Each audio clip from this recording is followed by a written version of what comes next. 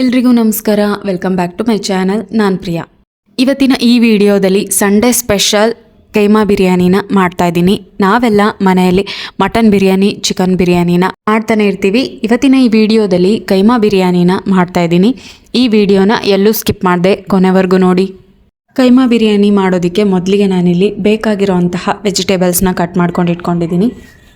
ಮತ್ತು ಇದಕ್ಕೆ ಅರ್ಧ kg ಕೈಮಾನ ತೊಗೊಂಡಿದ್ದೀನಿ. ನೆಕ್ಸ್ಟ್ ಇಲ್ಲಿ 2 ಕಪ್ನಷ್ಟು ಬಾಸ್ಮತಿ ಅಕ್ಕಿನ ತೊಗೊಳ್ತಾ ಇದ್ದೀನಿ.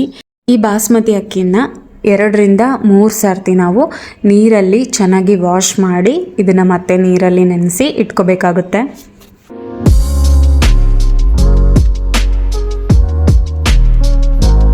ಕೈಮಾ ಬಿರಿಯಾನಿಗೆ ಬೇಕಾಗಿರೋಂತಹ ಬಿರಿಯಾನಿ ಮಸಾಲೆಯನ್ನು ನಾನು ರೆಡಿ ಮಾಡ್ಕೊಳ್ತಾ ಇದ್ದೀನಿ.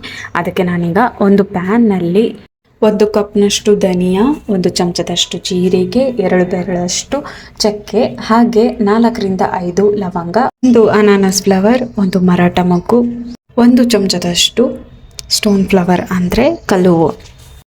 ಇದೆಲ್ಲವನ್ನು ಪ್ಯಾನಲ್ಲಿ ಚೆನ್ನಾಗಿ ಫ್ರೈ ಮಾಡ್ಕೋಬೇಕು.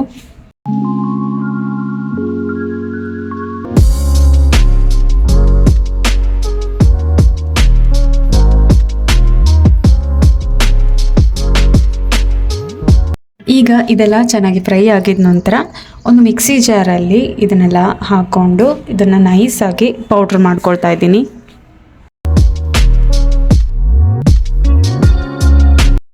ಈಗ ನಾನು ಕುಕ್ಕರಲ್ಲಿ 2ರಿಂದ 3 ದೊಡ್ಡ ಚಮಚದಷ್ಟು ಆಯಿಲ್ನ ಹಾಕ್ಕೊಳ್ತಾ ಇದ್ದೀನಿ. ಆಯಿಲ್ ಬಿಸಿ ಆದ ನಂತರ ಇದಕ್ಕೆ ನಾನು ಕಟ್ ಮಾಡಿ ಇಟ್ಕೊಂಡಿರೋಂತಹ ಈರುಳ್ಳಿಯನ್ನು ಹಾಕ್ಕೊಂಡು ಇದನ್ನು ಫ್ರೈ ಮಾಡ್ಕೊಳ್ತಾ ಇದ್ದೀನಿ. ಈ ಈರುಳ್ಳಿಯನ್ನು ಗೋಲ್ಡನ್ ಬ್ರೌನ್ ಕಲರ್ ಟರ್ನ್ ಆಗೋವರೆಗೂ ಫ್ರೈ ಮಾಡ್ಕೋಬೇಕು. ಇದೆಲ್ಲ ಫ್ರೈ ಮಾಡ್ಕೊಂಡಿದ್ದಾದ ನಂತರ ಇದನ್ನು ನಾನು ಒಂದು ಪ್ಲೇಟಲ್ಲಿ ಎತ್ತಿಟ್ಕೊಳ್ತಾ ಇದ್ದೀನಿ. ನೆಕ್ಸ್ಟ್ ಈಗ ಅದೇ ಕುಕ್ಕರಲ್ಲಿ ನಾನು ಕಟ್ ಮಾಡಿ ಇಟ್ಕೊಂಡಿರೋಂತಹ ಈರುಳ್ಳಿಯನ್ನು ಹಾಕ್ಕೊಳ್ತಾ ಇದ್ದೀನಿ.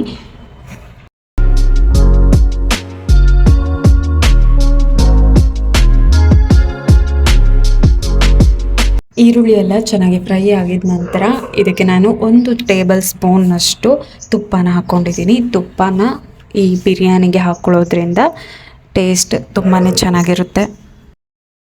ನೆಕ್ಸ್ಟ್ ಇದು ಬಾಸ್ಮತಿ ಎಲೆ, ಇದು ಒಣಗಿರೋ ಬಾಸ್ಮತಿ ಎಲೆ.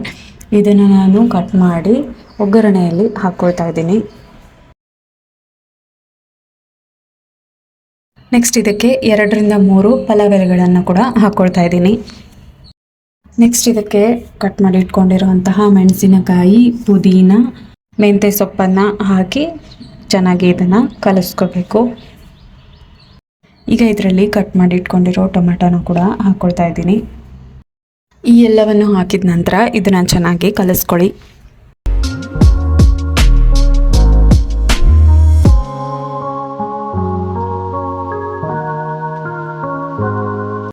ಈಗ ಇದೆಲ್ಲ ಸ್ವಲ್ಪ ಬೆಂದಿದ ನಂತರ ನಾನಿಲ್ಲಿ ಕೊತ್ತಂಬರಿ, ಬೆಳ್ಳುಳ್ಳಿ ಹಾಗೆ ಹಸಿ ಶುಂಠಿಯ ಪೇಸ್ಟನ್ನು ರೆಡಿ ಮಾಡಿ ಇಟ್ಕೊಂಡಿದ್ದೀನಿ. ಅದನ್ನು 2ರಿಂದ 3 ಟೇಬಲ್ ಸ್ಪೂನ್ನಷ್ಟು ಇದರಲ್ಲಿ ಹಾಕ್ಕೊಳ್ತಾ ಇದ್ದೀನಿ.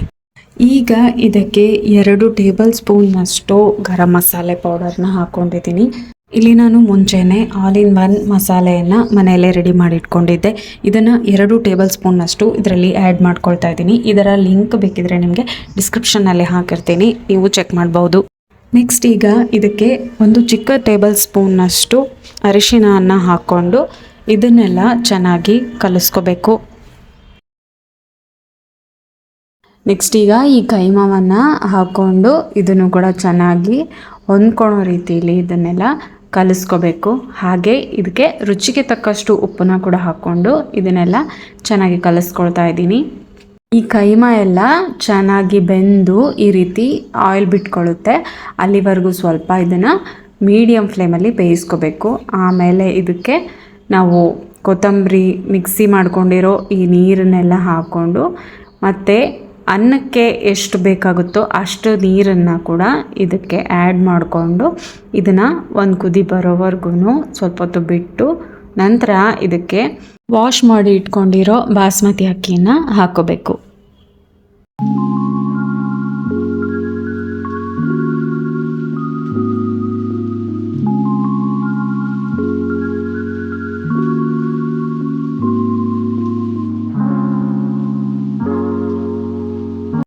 ಈಗ ಇದಕ್ಕೆ ಒಂದು ಅರ್ಧದಷ್ಟು ನಿಂಬೆಹಣ್ಣನ್ನು ಹಿಂಡ್ಕೊಂಡು ಕುಕ್ಕರ್ ಲಿಡ್ನ ಕ್ಲೋಸ್ ಮಾಡಿ 3 ವಿಷಲ್ ಕುಕ್ಕರ್ನ ಕೂಗಿಸ್ಕೊಳ್ತಾ ಇದ್ದೀನಿ.